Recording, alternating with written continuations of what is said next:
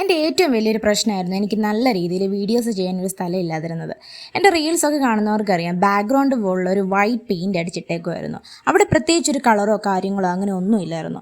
പ്രത്യേകിച്ച് അത് കാരണം ഒരു ഭംഗിയും വീഡിയോസിന് കിട്ടത്തില്ലായിരുന്നു. ഈ രീതിയിലാണ് എൻ്റെ റൂം കിടന്നിരുന്നത്. സത്യം പറഞ്ഞാൽ ഞങ്ങൾ മനസ്സിലൊരു കളറൊക്കെ സെറ്റ് ചെയ്തിട്ടാണ് ഇവിടുന്ന് പോയത്. പക്ഷെ അവിടെ ചെന്ന് ഇത്രയും കളർ കണ്ടപ്പോൾ ഇതിൽ ഏത് എടുക്കണമെന്നുള്ള കൺഫ്യൂഷനായിപ്പോയി. പിന്നെ കണ്ണടച്ച് ഒരെണ്ണത്തിൽ കറക്കി അങ്ങ് തൊട്ടു. പിന്നെ വീട്ടിൽ ചെന്ന് ഡ്രസ്സൊക്കെ മാറി പണി സാധനങ്ങളൊക്കെ ആയിട്ട് നേരെ റൂമിലേക്ക് കയറി. ആദ്യമൊക്കെ ഒരു ആവേശം ഉണ്ടായിരുന്നെങ്കിലും ഈ റൂമൊക്കെ കണ്ട് ഇതിൻ്റെ അവസ്ഥ കണ്ടപ്പോൾ ഇതെങ്ങനെ എവിടെ തുടങ്ങണം എന്ന് യാതൊരു ഐഡിയ ഇല്ലായിരുന്നു.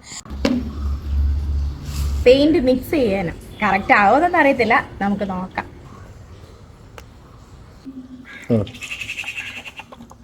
ഇത് ഞങ്ങളുടെ പണി സാധനങ്ങളാ രാജാവ്. കാണുന്ന പോലെ അത്ര സിമ്പിളൊന്നും അല്ല കേട്ടോ പെയിൻറ് പണി. കാരണം ഞാൻ വിചാരിച്ചത് ഇത് കൊണ്ടുവന്ന് ഡയറക്റ്റ് അങ്ങ് അടിച്ചാൽ മതി എന്നാണ് കരുതിയത്. പിന്നീട് മനസ്സിലായത് നമ്മൾ ഈ ഭിത്തിയിലെല്ലാം നല്ലവണ്ണം പേപ്പർ ഇട്ട് ഇങ്ങനെ ചുരണ്ടതാണ്. ഇത് ചുരണ്ടുന്നതൊന്നും നിസ്സാരമല്ല കേട്ടോ, കുറച്ച് പാടുള്ള പണി തന്നെയാണ്. അയ്യോ, പെയിൻറ് പണിക്കാരൻ ചേട്ടന്മാരെയൊക്കെ ഞാൻ നമിക്കുന്നു.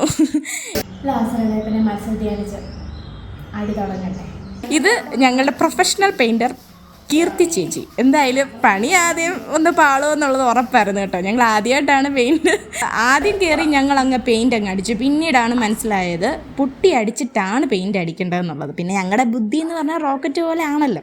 എന്തൊക്കെയായാലും 2 ദിവസം കൊണ്ട് ഞങ്ങൾ ആ പണി അങ്ങ് തീർത്തു. ഇങ്ങനെ കിടന്നിരുന്നാണ് ഞങ്ങളുടെ ഈ റൂം. അത് നല്ല രീതിയിൽ നല്ല വോൾ ഡിസൈനൊക്കെ കൊടുത്ത് ഞങ്ങളെ കൊണ്ടാകുന്ന രീതിയിൽ ഞങ്ങളത് മാറ്റി എടുത്തിട്ടുണ്ട്. ഒരുവിധം ലൈറ്റ് അറേഞ്ച്മെൻറ്റ്സ് ഒക്കെ ഞങ്ങളിവിടെ ചെയ്തിട്ടുണ്ട്. കാരണം ഈ വീഡിയോസൊക്കെ ഷൂട്ട് ചെയ്യാൻ പറ്റുന്ന ഒരു രീതിയിലേക്കാണ് ഇപ്പം ഞങ്ങളിത് മാറ്റിയെടുത്തേക്കുന്നത്. ഞങ്ങൾക്കതിന് എക്സ്പെൻസ് ആയതെന്ന് പറഞ്ഞാൽ വെറും 2500 രൂപ മാത്രമേ ഞങ്ങൾക്കിതിലായിട്ടുള്ളൂ. അപ്പം ഈ റൂമിൻ്റെ എങ്ങനെയായിരുന്നു എന്നുള്ളതും അതിനെ എങ്ങനെ ആക്കി മാറ്റി എന്നുള്ളതും ഞാൻ ഈ വീഡിയോയിലൂടെ നിങ്ങൾക്ക് കാണിച്ചു തരാം. നിങ്ങൾക്കും ചിലപ്പോൾ ഇത് ഉപകാരപ്പെട്ടേക്കാം. കാരണം എന്നെപ്പോലെ വീഡിയോസോ അല്ലെങ്കിൽ റീൽസൊക്കെ ചെയ്യുന്നവർ, ഫോട്ടോസൊക്കെ ചെയ്യുന്നവരാണെന്നുണ്ടെങ്കിൽ നമുക്ക് നല്ലൊരു സ്റ്റുഡിയോ ബാക്ക്ഗ്രൗണ്ട് നമുക്ക് ഇവിടെ ഉണ്ടാക്കിയെടുക്കാൻ പറ്റും. സിമ്പിളായിട്ട് നമുക്കത് ഒരു സ്റ്റുഡിയോ രീതിയിലേക്ക് നമുക്കത് മാറ്റിയെടുക്കാം. വലിയ എക്സ്പെൻസ് ഇല്ലാത്ത രീതിയിൽ നല്ല റീൽസ്, നല്ല ഫോട്ടോസ്, പിന്നെ ഈ ഡ്രസ്സിൻ്റെ ബിസിനസ് ഇതൊക്കെ ചെയ്യുന്നവർക്കാണെങ്കിൽ അത് കൂടുതൽ ഉപകാരപ്പെടും.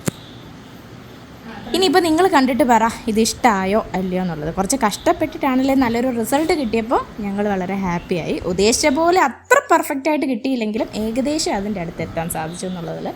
പിന്നെ നമ്മൾ നമ്മുടേതായിട്ടുള്ള എഫേർട്ടിൽ എക്സ്പെൻസ് അധികം ഇല്ലാതെ നമുക്ക് ചെയ്യാൻ പറ്റി എന്നുള്ളത്, ഇതുപോലുള്ളൊരു പ്രൊഫഷൻ പഠിക്കാൻ പറ്റിയെന്നുള്ളത് മറ്റൊരു സന്തോഷം.